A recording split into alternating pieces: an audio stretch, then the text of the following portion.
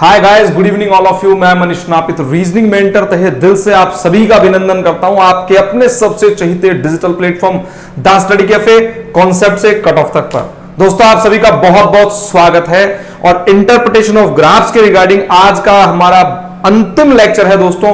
सफलता का super express batch आज हमारा कंप्लीट होने जा रहा है। बहुत बेहतरीन लेक्चर है, तो सभी दोस्तों से निवेदन करता हूं कि वीडियो को ज्यादा से ज्यादा लाइक कर दीजिए, शेयर कर दीजिए अपने दोस्तों के साथ में। चैनल को सब्सक्राइब करना और बेल आइकन को प्रेस करना दोस्तों मत भूलिएगा। अगर आपने बेल आइकन प्रेस कर रखा है तो आगे आने वाले हमारे वीडियोस के नोटिफिकेशंस आपके पास लगातार आते रहेंगे। बहुत बहुत स्वागत है। तो चलिए विदाउट डिले एनी मोमेंट दोस्तों आज के क्वेश्चंस की ओर हम चर्चा करते हैं। बहुत ही शानदार और बेहतरीन क्वेश्चन दोस्तों आज हमें देखने को मिलने वाले हैं। देखिए, इंटरप्रिटेशन ऑफ ग्राफ बच्चों के दिमाग में क्या है, थोड़ा सा कहीं ना कहीं प्रॉब्लमेटिक सेक्शन रहता है। ठीक है, बच्चों को लगता है कि यार ये जो टॉपिक है ये मैथमेटिक्स का है। देखिए दोस्तों, टॉपिक बिल्कुल मैथमेटिक्स का है, लेकिन रीजनिंग के रिगार्डिंग भी इसके क्वेश्चंस एग्जाम में आते हैं। तो बहुत बेसिक से बातों को समझते हुए एक एक क्वेश्चन को बहुत अच्छे से दोस्तों आज हम देखने वाले हैं। क्वेश्चन देखिए क्या आपके सामने दिया हुआ है कि निम्न वृत्तारेख में आपके पास एक वृत्त दिया हुआ है। इसमें एक परीक्षा में विभिन्न विषयों में अनुत्तीर्ण छात्रों की संख्या को दर्शाया गया है। दोस्तों, ये जो पूरे का पूरा आप डायग्राम देख रहे हैं ये किन छात्रों का है दोस्तों? ये है अनुत्तीर्ण, यानी कि जो पास नहीं हुए, अनुत्तीर्ण यानी कि फेल स्टूडेंट्स की रिप्रेजेंटेशन आपको इंटरप्रिटेशन के रूप में दिखाई हुई है। अनुत्तीर्ण छात्रों की कुल संख्या दोस्तों यहां पर 500 है और अनुत्तीर्ण छात्रों की कुल संख्या की अगर आप बात करोगे तो वो है 500। इसका अध्ययन करके नीचे दिए गए प्रश्नों के उत्तर दीजिए। तो अनुत्तीर्ण छात्रों को दोस्तों डायग्राम के माध्यम से रिप्रेजेंट किया गया है। टोटल नंबर ऑफ स्टूडेंट्स कितने हैं आपके पास में? यहां 500। क्वेश्चन क्या कह रहा है? विज्ञान में अनुत्तीर्ण छात्रों की संख्या। देखिए, विज्ञान में कितने प्रतिशत अनुत्तीर्ण है? 52% है। और अन्य सभी विषयों में अनुत्तीर्ण छात्रों की कुल संख्या से कितनी कम है भाई?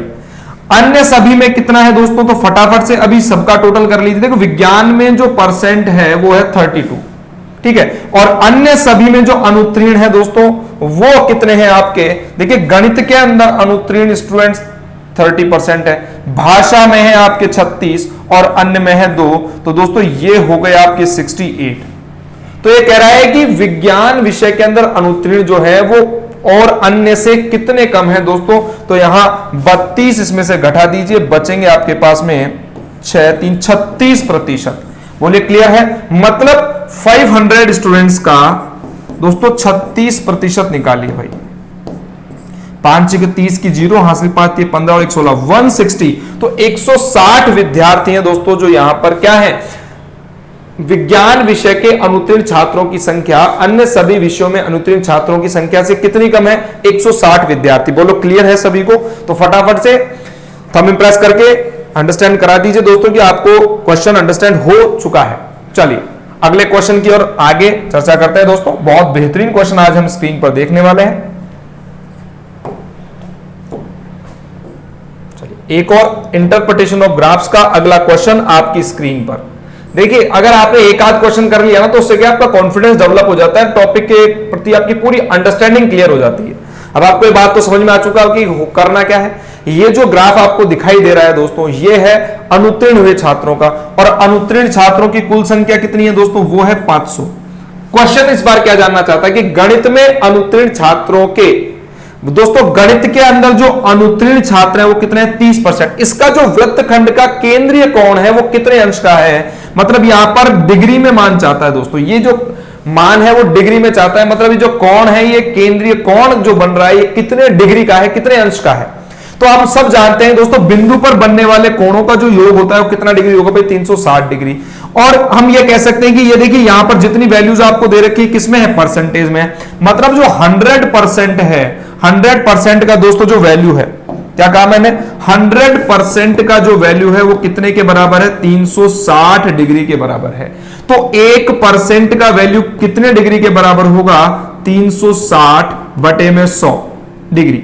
ठीक है, यहां आप इसको इस प्रकार से लिख दीजिए। अब आपसे क्या जानना चाहता है कि गणित के अंदर जो अनुत्तीर्ण छात्र हैं, गणित के अंदर कितना परसेंट है? 30%। तो जब 1% का मतलब 360 बटे 100 है तो दोस्तों 30% का मतलब कितना हो जाएगा भाई? 30% का मतलब हो जाएगा 360 बटे में 100 और गुणा में 30। बोलो क्लियर है? तो चलिए 2 जीरो से 2 जीरो हम काट लेते हैं और अब जो ये मान निकल कर आने वाला है ना दोस्तों, ये मान आ जाएगा आपका डिग्री का। बोलो क्लियर है? तो चलिए फटाफट से देख लेते हैं यार। 6 तिया 18, 1 3 तिया 9 और 1 10। तो दोस्तों ये हो गया आपका 108 डिग्री का कोण। बोलो क्लियर है? यहां पर जो एंगल आपको दिखाई दे रहा है ये कितने डिग्री का है दोस्तों? ये होगा 108 डिग्री का। बोलो क्लियर हो गया?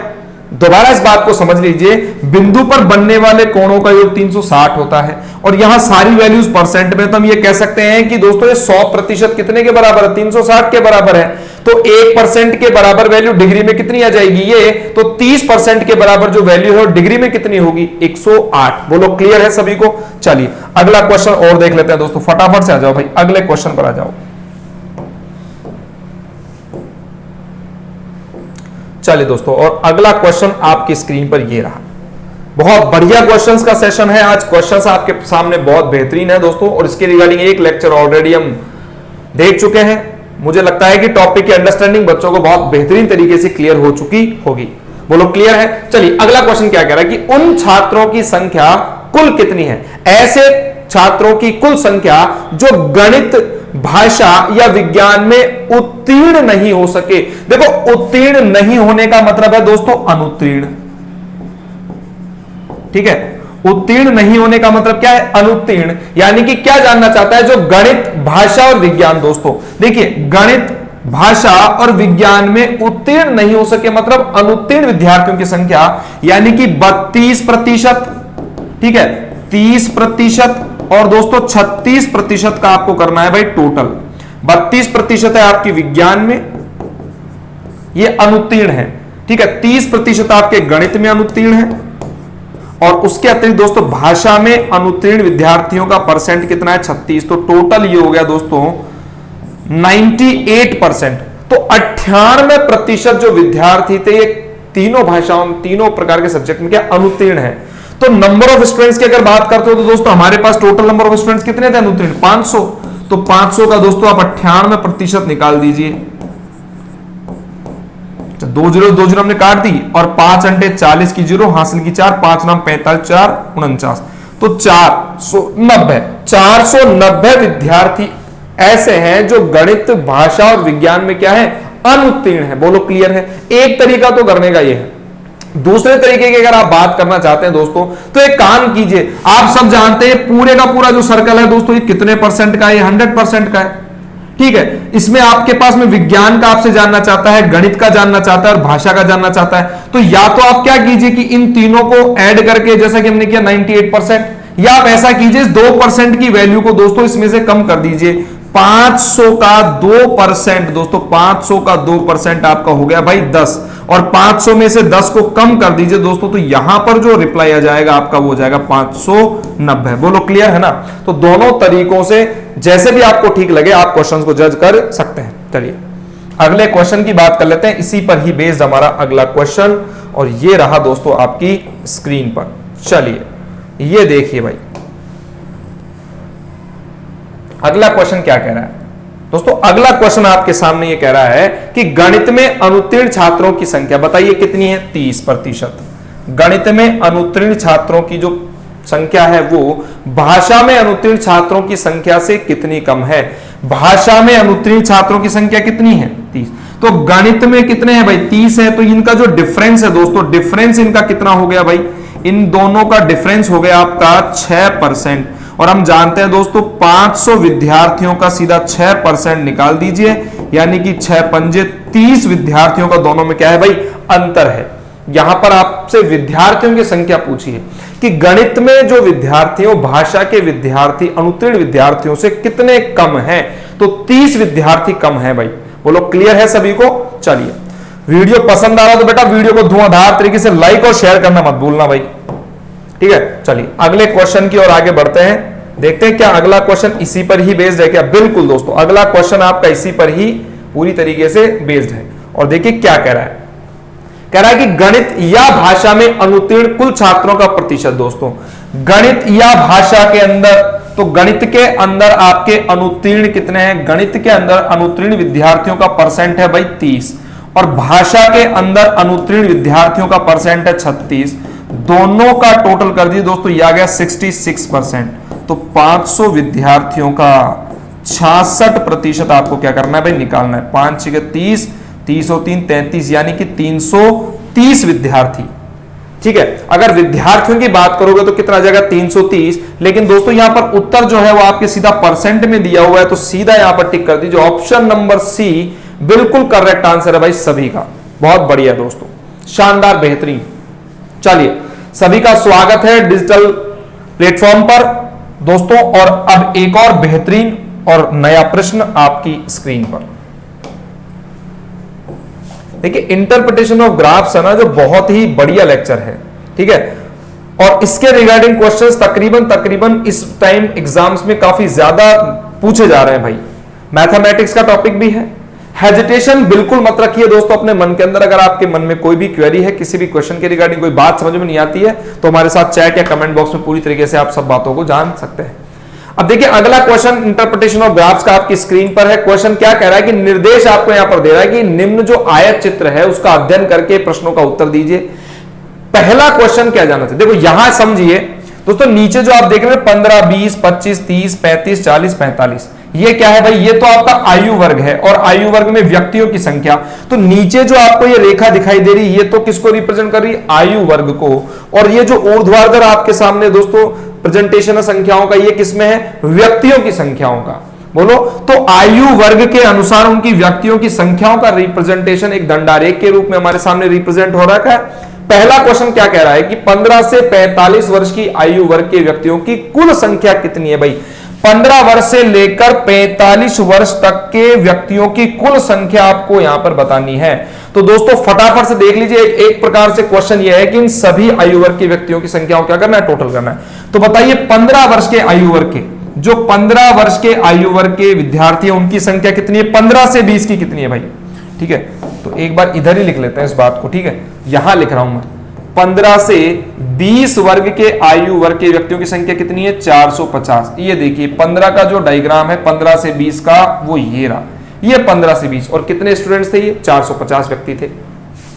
20 से 25 अगली बात कर लेते हैं। 20 से 25 आयु वर्ग के व्यक्तियों की कुल संख्या, 20 से 25 आयु वर्ग के व्यक्तियों की कुल संख्या कितनी है भाई, 250 है यहां पर। उसके बाद 25 से 30 आयु वर्ग के व्यक्तियों की कुल संख्या जो है दोस्तों वो कितनी है, 150। और 25 से 30 आयु वर्ग के व्यक्तियों की कुल संख्या 150। इसी प्रकार 30 से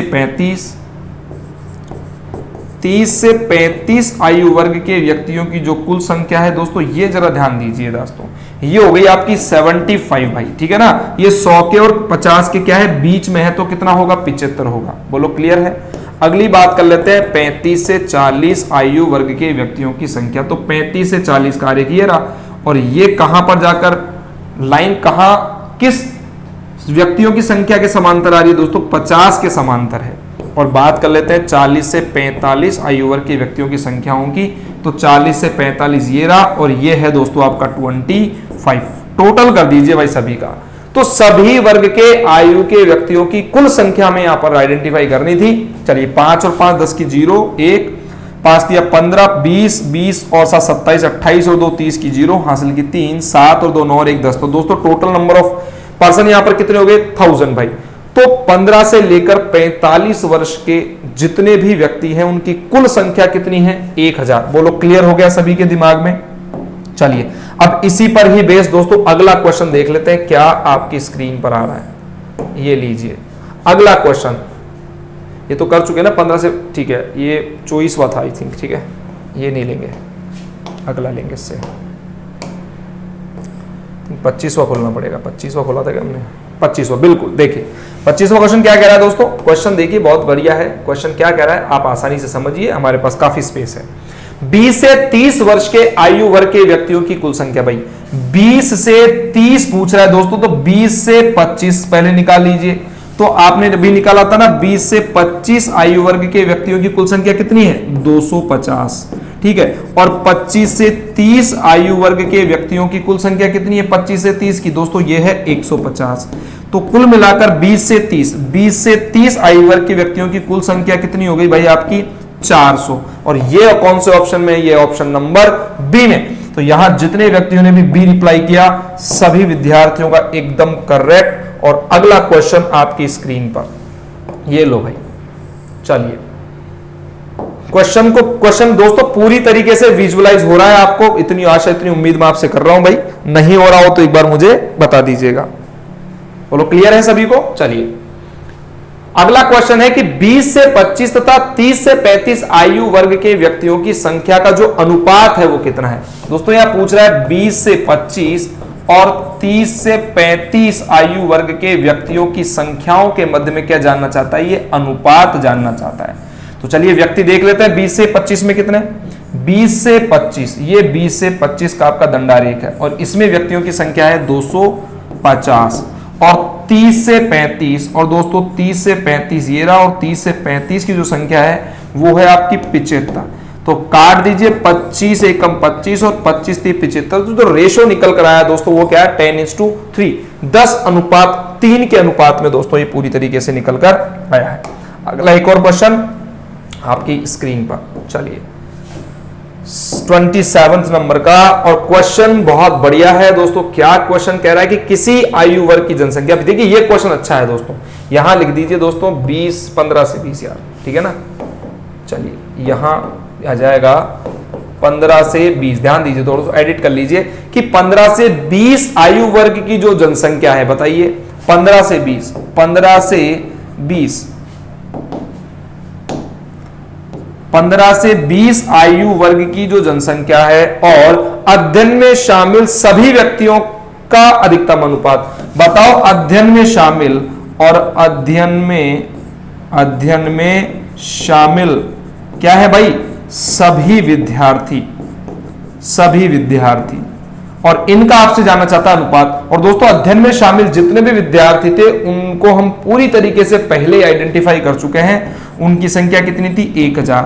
और 15 से 20 और 15 से 20 आयु वर्ग के व्यक्तियों की संख्या कितनी है 450। तो दोस्तों यहां कर दो भाई रेशो, 1 0 से 1 0 कैंसिल आउट, 45 और 100 में कितना हो जाएगा 5 नाम 45 और 5 दूनी 10 20। तो 9:20 के अनुपात में आएगी भाई ये, बोलो क्लियर है। तो 15 से 20 आयु वर्ग का विद्यार्थियों की कुल संख्या से जो अनुपात है वो क्या है 9:20। बोलिए क्लियर है। चलिए एक अगला क्वेश्चन और दोस्तों आपकी स्क्रीन पर हम देख लेते हैं, ये लीजिए। अब क्या क्वेश्चन कह रहा है देखिए दोस्तों, ये क्वेश्चन क्या कह रहा है भाई, ये कह रहा है कि इस अध्ययन के अंतर्गत 40 से 45 वर्ष के आयु वर्ग का प्रतिशत कितना है। 40 से 45 आयु वर्ग के व्यक्तियों का क्या जानना चाहता है, परसेंट जानना चाहता है। तो हम 40 से 45 आयु वर्ग में व्यक्तियों की संख्या निकालेंगे। बताइए कितनी है व्यक्तियों की संख्या, और व्यक्तियों की संख्या बताओ दंडारेख में कितनी रिप्रेजेंट हो रही है दोस्तों, ये हो रही है 25। तो इनका परसेंट निकालना है भाई। और कुल विद्यार्थियों की संख्या कितनी है दोस्तों, कुल विद्यार्थी आपके पास में 1000। कुल विद्यार्थी कितने होगा 1000 है। तो चलिए निकाल दीजिए। तो जो 25 है वो 1000 का कितना परसेंट है भाई, ठीक है 2020, और ये हो गया दोस्तों 2.5%। बोलो क्लियर है। तो यहां ऑप्शन नंबर ए। तो इस अध्ययन के अंतर्गत 40 से 45 वर्ष के जो आयु वर्ग का परसेंट है वो कुल विद्यार्थियों की संख्या का कितना है 2.5%। बोलिए क्लियर है सभी को। चलिए अगला प्रश्न देखते हो। चलिए अब देख लीजिए दोस्तों, एक बहुत बेहतरीन इंफॉर्मेशन आप सभी के लिए द स्टडी कैफे माध्यम से आरआरबी ग्रुप डी के रिगार्डिंग दोस्तों एक बहुत बेहतरीन शुरुआत बैच की हमने करी है। परीक्षा में बार बार पूछे जाने वाले प्रश्न, यानी कि आरआरबी ग्रुप डी के रिगार्डिंग प्रीवियस ईयर्स के पेपर के सॉल्यूशन को लेकर दोस्तों एक बहुत बेहतरीन सेशन शुरू हुआ है भाई। और ये है भाई 28 सितंबर 2018 का जो पेपर है फर्स्ट शिफ्ट का वो स्टार्ट हो चुका है। देखो सेशन कब से स्टार्ट हो, 2 सितंबर 2021 से आपके सेशन शुरू हैं आरआरबी ग्रुप डी के रिगार्डिंग, ठीक है। रीजनिंग की जो क्लास लेने वाले हैं आपके, वो हम सबके सबसे बेहतरीन फैकल्टी दोस्तों मिस्टर हर्ष कुंडारा सर लेंगे, और मैथ्स के रिगार्डिंग जो इनके सॉल्यूशन आपके देखने वाले हैं वो लेंगे हम सबके सबसे चाहिए सोम सर। तो दोस्तों सेशन को ज्यादा से ज्यादा लाइक करना, शेयर करना बहुत बेहतरीन तरीके से। चलिए अगली क्वेश्चंस की बात कर लेते हैं दोस्तों। अगला जो क्वेश्चन है क्या स्क्रीन पर आ रहा है, ये लो भाई, ये देखो। अगला क्वेश्चन क्या कह रहा है आपसे, दोस्तों अगला क्वेश्चन है कि नीचे दिया गया जो वृत्तारेख है किसी प्रकाशक द्वारा एक पुस्तक निकालने में किया गया व्यय दर्शाता है। अब ध्यान दीजिए, एक प्रकाशक है दोस्तों, वो क्या कर रहा है, पुस्तक को कहीं ना कहीं निकालना चाहता है, उसके रिगार्डिंग उसका क्या क्या व्यय होता है उसको यहां रिप्रेजेंट किया हुआ है वृत्तारेख में। मुद्रण पर लागत, छपाई पर जो लागत होती है वो कितनी है, 30% है। कागज की लागत 15% है। अन्य जो व्यय है दोस्तों 5% है। रॉयल्टी पर 20% खर्च हो रहा है। विज्ञापन 16% खर्च हो रहा है और जिल्द बांधने पर 14% का क्या होता है, खर्चा होता है। तो कह रहा है कि वृत्तारेख का अध्ययन करके इस पर आधारित प्रश्नों के क्या करने हैं, आपको उत्तर देने हैं। यदि मुद्रण की लागत 19,500 है तो रॉयल्टी कितनी, देखो सबसे इंपॉर्टेंट बात, या मुद्रण की लागत दे रखी है दोस्तों, बताओ मुद्रण की लागत का परसेंट कितना है, 30% है। मतलब मुद्रण की लागत अगर 19,500 है तो किसके बराबर है, ये 30% के बराबर। तो ध्यान दीजिए दोस्तों, यहां पर जानना चाहता है रॉयल्टी पर कितना खर्चा हुआ, रॉयल्टी आपकी 20% है। तो क्वेश्चन इस प्रकार से करेंगे कि जो मुद्रण की लागत ये है वो 30% के बराबर है। तो 30% का तात्पर्य यहां 19,500 से ऐसा कह सकता हूं मैं। तो दोस्तों 1% की जो वैल्यू हो जाएगी ये जाएगी 19,500 और बटे में 30। और इसी प्रकार से कितने परसेंट, रॉयल्टी का परसेंट निकालना है ना, तो रॉयल्टी कितनी है, 20% है। तो दोस्तों इसका आंसर निकाल दीजिए 19,500 बटे में 30 इंटू में 20। बोलो क्लियर है। चलिए, तो यहां जो खर्चा हो जाएगा 3 से काटा, 3 छिंग 18, 3 पंजे 15, 6500 इंटू में 2, तो दोस्तों ये हो जाएगा आपका 13,000 रुपए। बोलो क्लियर है, 13,000 रुपए का खर्चा होगा ऑप्शन नंबर डी में। तो यदि मुद्रण की लागत 19,500 है तो रॉयल्टी की जो लागत है वो कितनी होगी, 13,000। दोस्तों मुद्रण की लागत 19,500 थी क्योंकि मुद्रण का जो परसेंट था वो 30 था। तो 30% पर जब 19,500 है तो 20% पर उसकी वैल्यू जो निकल कर आएगी दोस्तों खर्चे की, वो कितनी हो जाएगी, 13,000। बोलो क्लियर है सभी के दिमाग में। चलिए अगला प्रश्न आपकी स्क्रीन पर, ये लो भाई।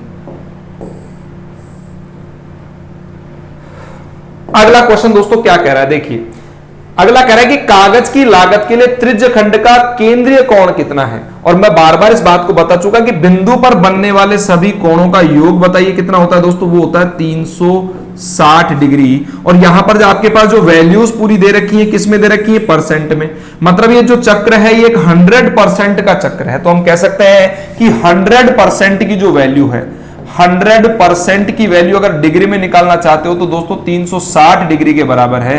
तो 1% बताओ कितना डिग्री के बराबर हुआ, 360 और बटे में दोस्तों यहां पर आ जाएगा 100 डिग्री। बोलो क्लियर है। तो त्रिज्यखंड की लागत जानना चाहता है ना, कौन जानना चाहता है, कौन डिग्री में आएगा भाई। तो कागज की जो लागत है, कागज की लागत कितने परसेंट है भाई, 15%। अगर 1% की वैल्यू ये है तो दोस्तों 15% की वैल्यू कितनी होगी, 360 बटे में 100 और गुणा कर दीजिए 15 से।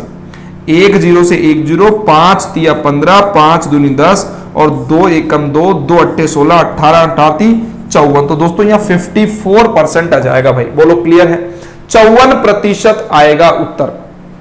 सबके दिमाग में क्लियर हो गया। तो कागज की जो लागत है वो त्रिज्यखंड के केंद्रीय कोण के रूप में कितनी है दोस्तों, 54 डिग्री की है यार, ठीक है ना, परसेंट नहीं है भाई, 54 डिग्री आएगा आंसर। माफी चाहता हूं, डिग्री में। क्यों, 100% का मतलब 360 डिग्री, तो 1% का मतलब ये, तो 15% का मतलब डिग्री में कितना आ गया, 54 डिग्री। चलिए बोलो क्लियर है सभी के दिमाग में, बहुत बढ़िया है। चलिए अगला क्वेश्चन दोस्तों क्या पूछ रहा है भाई, ये लीजिए, देखिए अगला क्वेश्चन क्या कह रहा है। बहुत बढ़िया टॉपिक है इंटरप्रिटेशन ऑफ ग्राफ्स दोस्तों, शानदार टॉपिक है। थोड़ा सा अंडरस्टैंडिंग आपको बेहतर करनी पड़ेगी, चीजें आराम से क्लियर हो जाएंगी। देखिए क्या कह रहा है क्वेश्चन, यदि कागज की लागत 5,000 रुपए है, कागज की जो लागत है दोस्तों यहां पर 15% है, लेकिन कह रहा है कि कागज की जो लागत है वो 5,000 है, मतलब जो 15% है उसका वैल्यू कितना है, 5,000। तो विज्ञापन का खर्चा तथा रॉयल्टी निकालकर कुल लागत बताइए। तो यानी कि मैं कह सकता हूं ना कि 15% जो है दोस्तों कितने के बराबर है, 5,000 के बराबर है। तो 1% की वैल्यू क्या हो गई, 5,000 बटे में 15। आपको भाग लेके काटना नहीं है, केवल इतना समझ लीजिए कि 1% का वैल्यू ये आ गया आपके पास में, 1% का वैल्यू आपके पास में ये आ चुका है। अब क्या जानना चाहता है, विज्ञापन पर बताइए, विज्ञापन पर खर्चा कितना किया है इसने, 16% विज्ञापन पर खर्च किया है। तथा रॉयल्टी पर कितना खर्च किया है, रॉयल्टी पर इसने किया है दोस्तों 20%। और इन दोनों को क्या करना है, आपको ऐड करना है। तो 16 और 20 हो गए आपके भाई यहाँ 36%। अगर 1% का मतलब यह है तो दोस्तों 36% की वैल्यू निकाल दीजिए। 5000 बटे 15 और गुणा में 36। क्लियर है?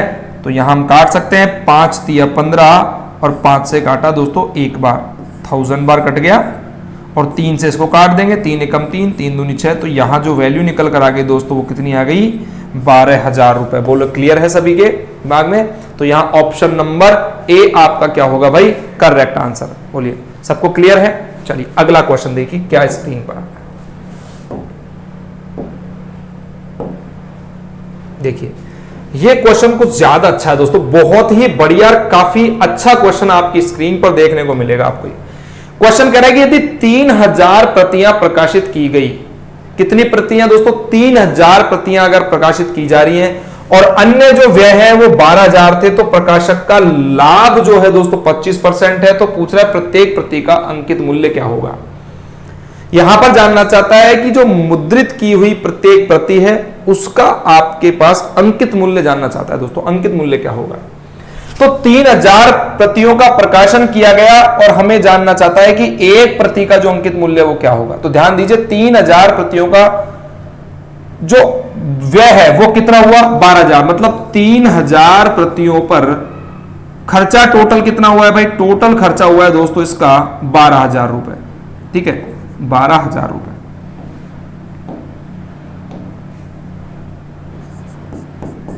तो 3000 प्रतियों पर कुल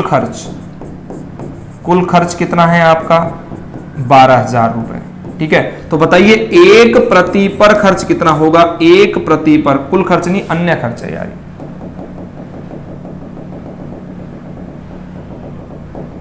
3000 प्रतियों पर अन्य व्यय कितने हैं?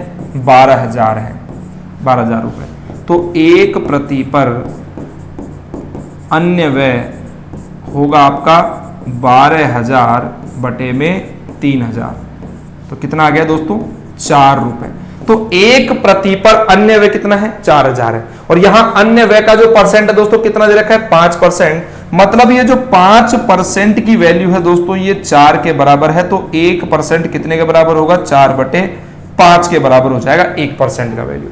ठीक है, तो आप सब जानते हैं दोस्तों अगर 5% का मतलब इतना सा भाग है तो पूरा 100% खर्चा तो पूरा ही आएगा ना भाई। आपको यहां पर पूरी प्रति का खर्चा निकालना है। अगर अन्य पर व्यय इतना है तो 1% का मतलब यह है तो दोस्तों 100% का मतलब खर्चा पूरा निकालना है। अगर 1% का खर्चे का मतलब 4/5 है तो 100% खर्चा कितना हो जाएगा? 4/5 इंटू में 100, यानी कि हो गया आपका 80 रुपए। ये 80 रुपए दोस्तों क्या निकल कर आया? ये 80 रुपए निकल कर आया भाई टोटल खर्चा। अभी हमें अंकित मूल्य तक चल रहा है। अंकित मूल्य क्या होता है दोस्तों?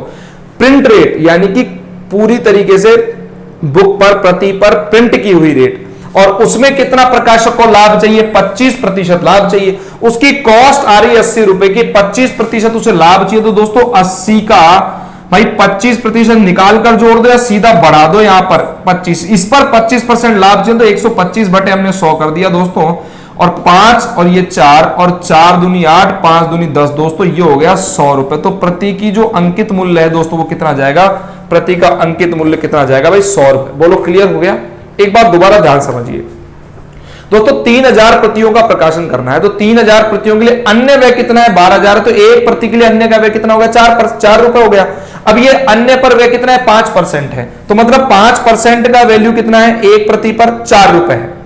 तो 1% का वैल्यू एक प्रति पर कितना आया दोस्तों? इतना आया। तो क्योंकि 1% निकाल रहे हैं ना, ये खर्चा है 1% का, तो खर्चा और भी बहुत सारे हैं प्रति पर, रॉयल्टी, विज्ञापन, जिल्द, मुद्रण और कागज, इन सभी को जोड़ देंगे दोस्तों पूरा खर्चा 100% हो जाएगा। तो 100% की वैल्यू कितनी है आपकी? 80 निकल कर आई। अब 80 पर आपको लाभ भी लेना है भाई अंकित मूल्य के लिए, तो 25% लाभ है तो हमने 100 बढ़ाकर 25% बढ़ाकर निकाल दिया पूरा का पूरा अंकित मूल्य। तो कितना आ गया दोस्तों यहां पर? 100 रुपए। बोलो क्लियर है सभी के दिमाग में? बहुत बढ़िया है। चलिए अगला क्वेश्चन देख लो भाई।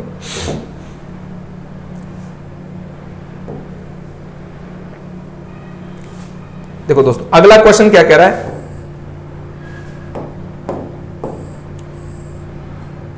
चलिए अगला क्वेश्चन देखिए क्या कह रहा है।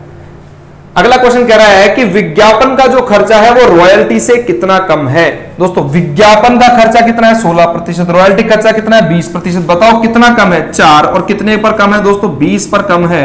तो यह कितना कम हो गया दोस्तों 5 और 5 का काट दिया दोस्तों 20% कम है। भाई कितना कम है 20%। विज्ञापन का जो खर्चा है वो रॉयल्टी से कितना प्रतिशत कम है दोस्तों 4% कम है। ये 16 है ये 20 है, तो बच्चों यहां पर 4% की कमी कर दी। वैसे तो अगर आप देखो ना अब तो यहां पर सिंपल सी बात है यार, ये 4% की कमी दिखा रहा है सीधी सीधी दोस्तों, क्योंकि खर्चा जो है पूरा 100% में है, ठीक है। और यहां कमी कितनी है 4% की, लेकिन यहां पर परसेंट जो कमी है उसको भी दोस्तों प्रतिशत में रिप्रेजेंट किया हुआ है, इसलिए हमने दोस्तों 4 को 20% के आधार पर कमी करके निकाला है। तो आपका उत्तर क्या जाएगा, ऑप्शन नंबर सी।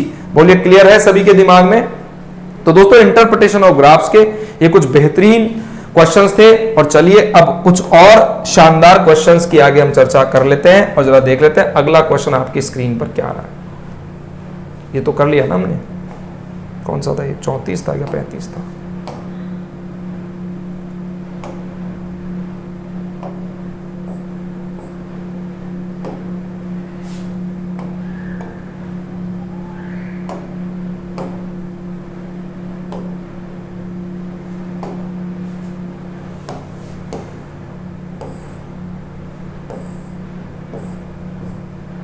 चलिए दोस्तों, तो आज का सेशन दोस्तों हमारा यहीं पर समाप्त होता है। नंबर ऑफ क्वेश्चंस हमने काफी कर लिए हैं। उम्मीद करता हूं आज का लेक्चर आपको बहुत अच्छा लगा होगा।